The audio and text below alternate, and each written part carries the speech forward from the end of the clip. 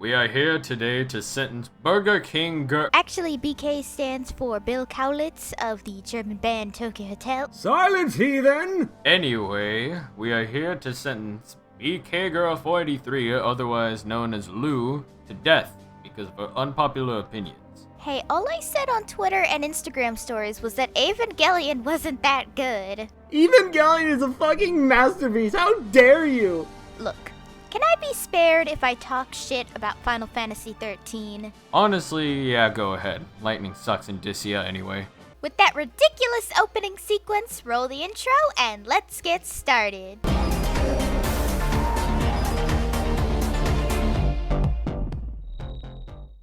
Final Fantasy 13 was released in December 2009 in Japan and worldwide in March 2010. The game was directed by Matomu Toriyama, whose previous work is Final Fantasy X-2. Honestly, that shocked me because I really like X-2, and geez, to see what this guy made makes me sad. I played Final Fantasy 13 around 2015, and although I thought the game was awesome at first, quite a few hours in, and I honestly deem it the weakest Final Fantasy game. Why not the absolute worst? Because Type 0 exists, that's why. It also has moments of brilliance, but for now, I'll explain my key points and explain why I think it's honestly not that great a game. Also, the recording you see here is actually from my first time playing the game when I didn't have a proper computer to record gameplay on. So now we have ultra sparkly HD footage because I have a better computer now. Yeah! We start our story with Lightning and Zaz on their way to visit the Pulse Fal'Cie to save Lightning's sister Sarah, who's been turned into a l'Cie.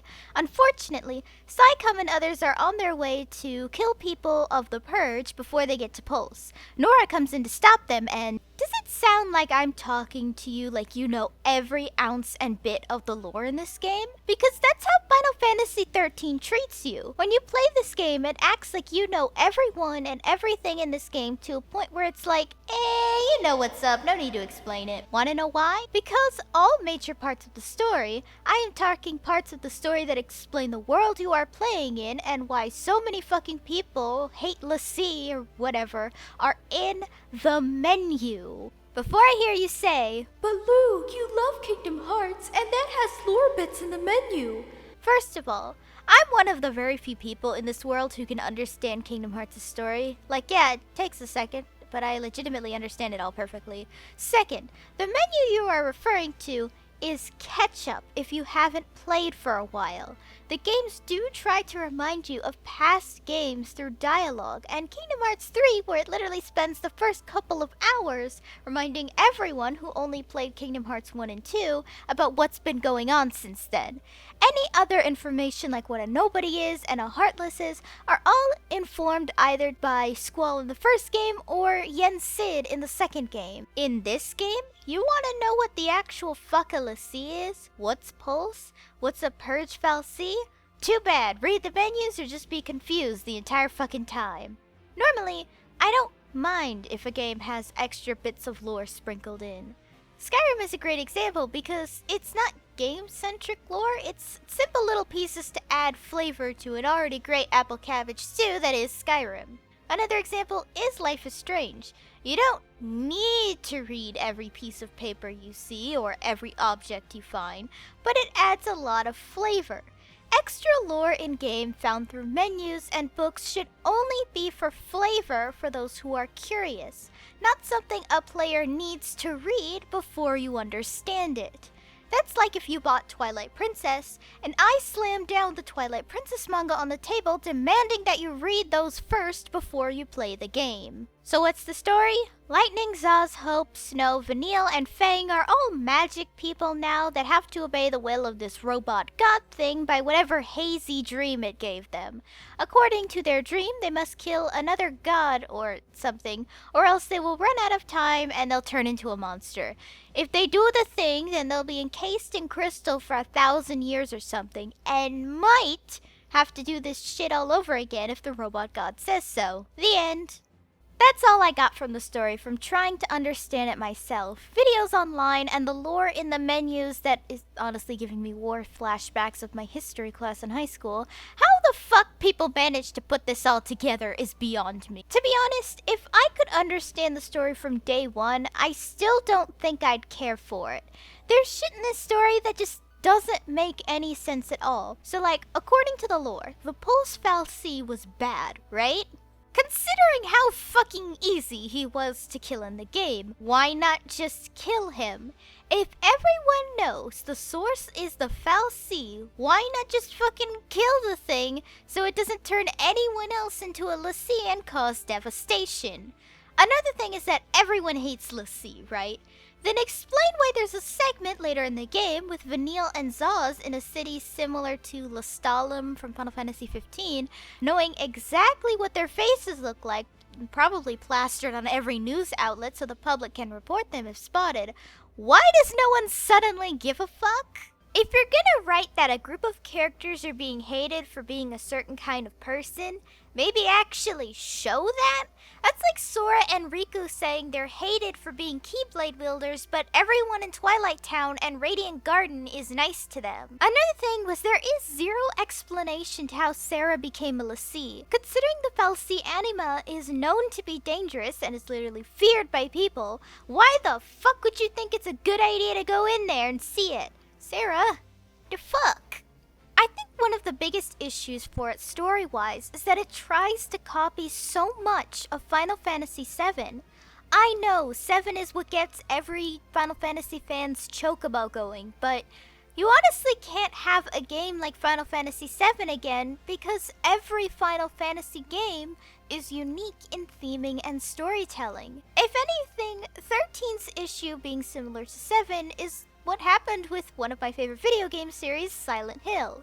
Now, everyone and their mother knows that Silent Hill 2 is the best game in the franchise, and it's personally one of my favorite video games of all time. But asking to repeat that is impossible, and you just end up with what the American teams did with Silent Hill, where Pyramid Head is shoved into everything. Now, what do I mean that it's copying Final Fantasy VII? Well, let's start with the entire opening section of this game. We start with an ex-soldier named after something associated with storms, followed by a dark-skinned man we later find out is a father, and the two of them hijack a train.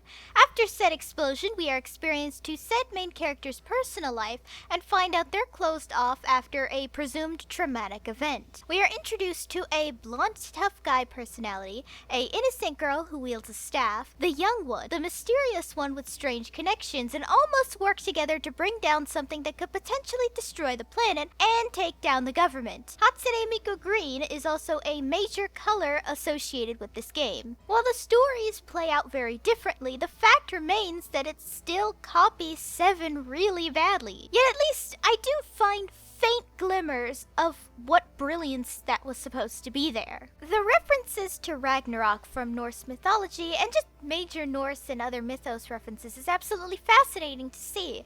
I'm a big fan of mythos like Greek and Norse, so this is kind of like getting my inner nerd going.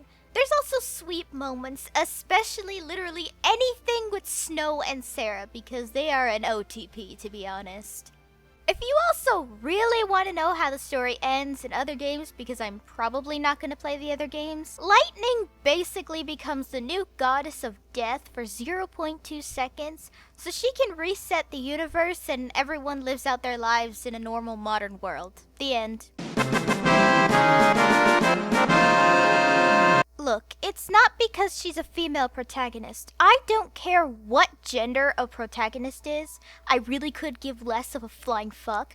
But Lightning is just absolutely awful. Not only does a paper bag have more expression than Lightning, she's also honestly a bitch. Yeah, her father died when she was young, and her mother died when she was 15, but it still makes zero sense for her to be such a rude person to even the nicest people.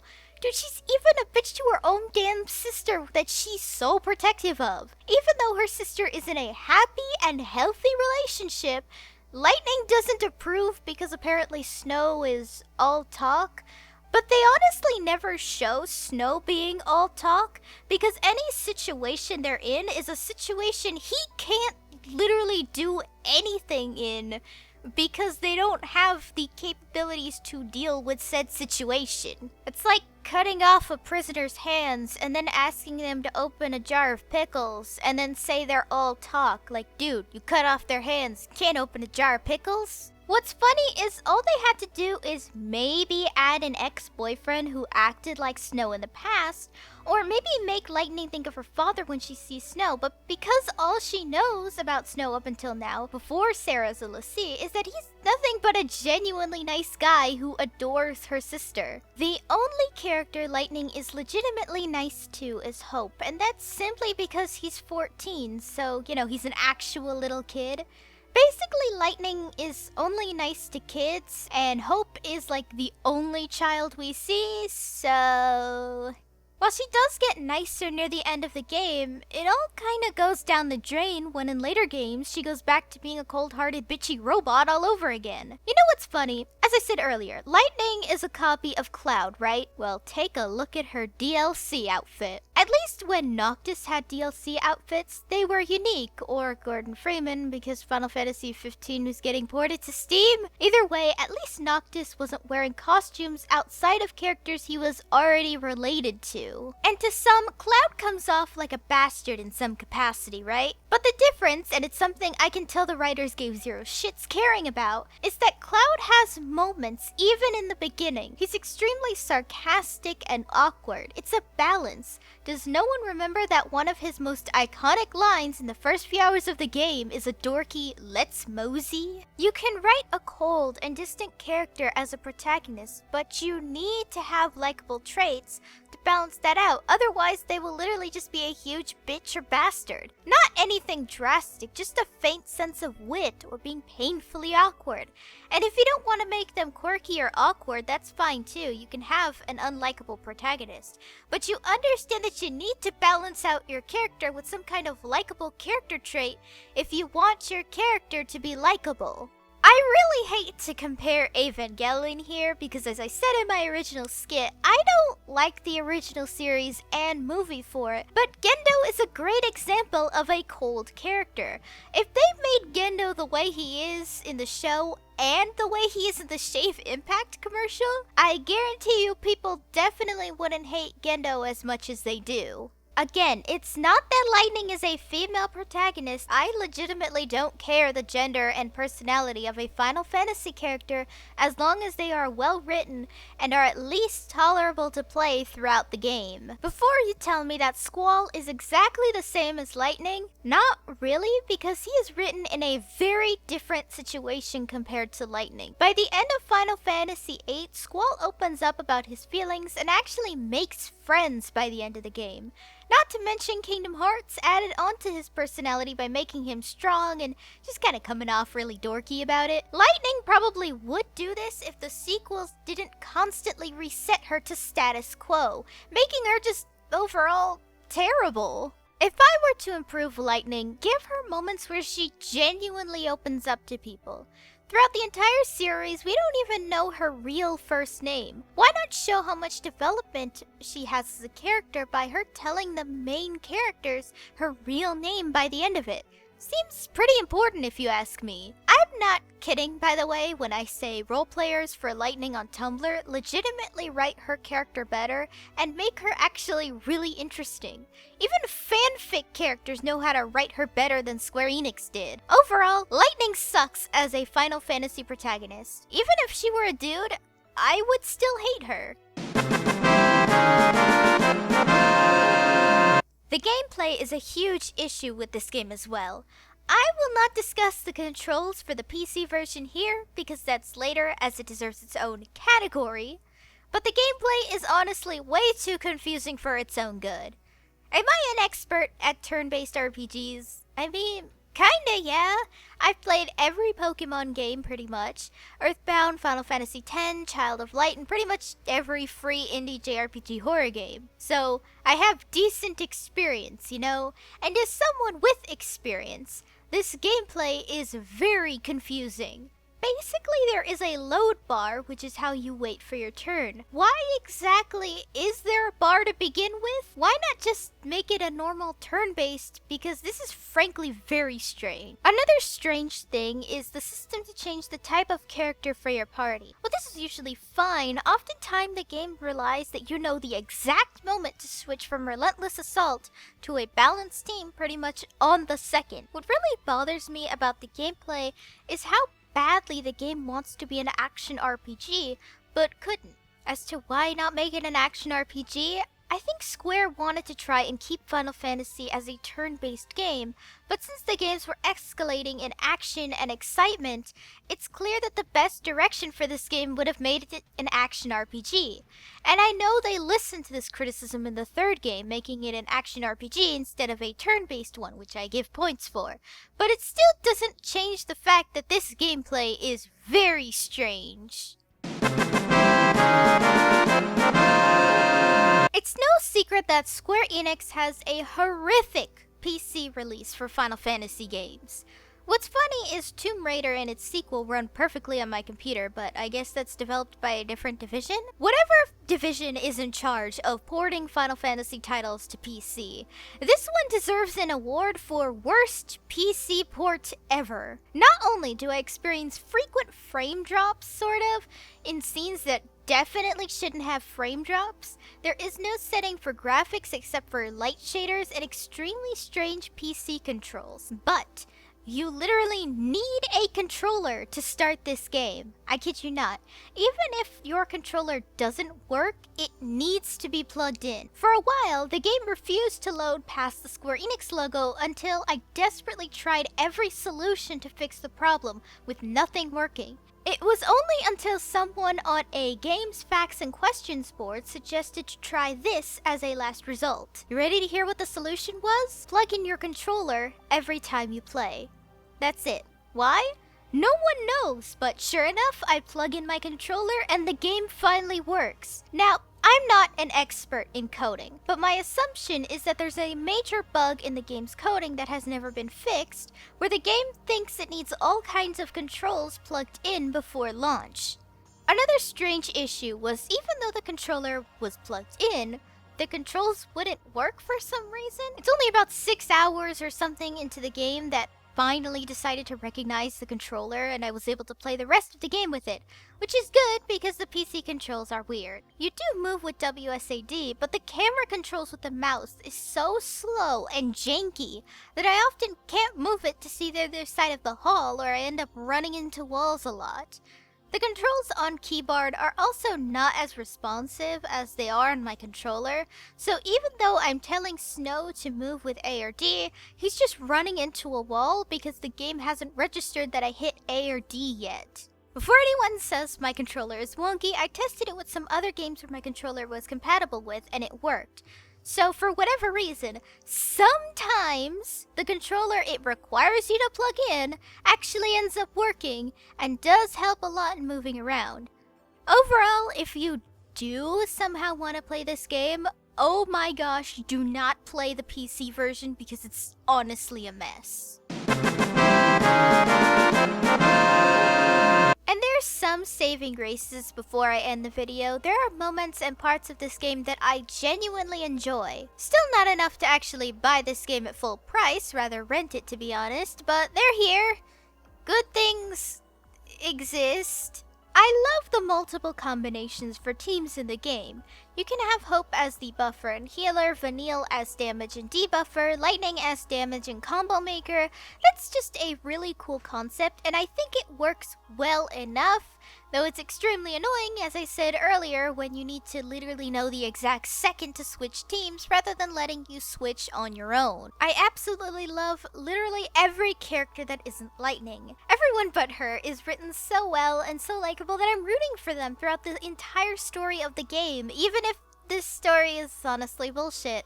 Vanille, Snow, Zaz, and Hope in particular are my favorites. I know people say Hope is annoying because he complains so much, but fam, newsflash, but Hope is 14. You're kind of hating on a realistic 14-year-old boy. Just saying.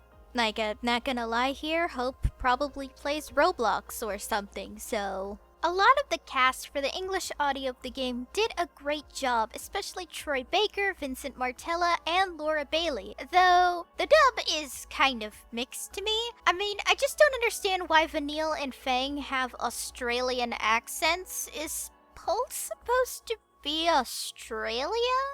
I mean, considering the fear that you'll die on Pulse, then I guess that's kind of valid.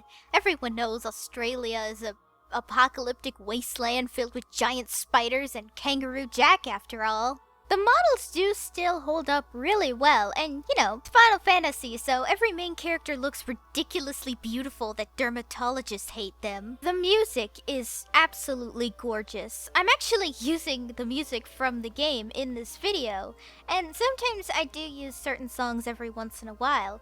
It's just really good, fam. It's so soothing, while the fighting music never gets old, as surprising as that is. Masashi Hamauzu really did an incredible job composing for this game. Good on you, man!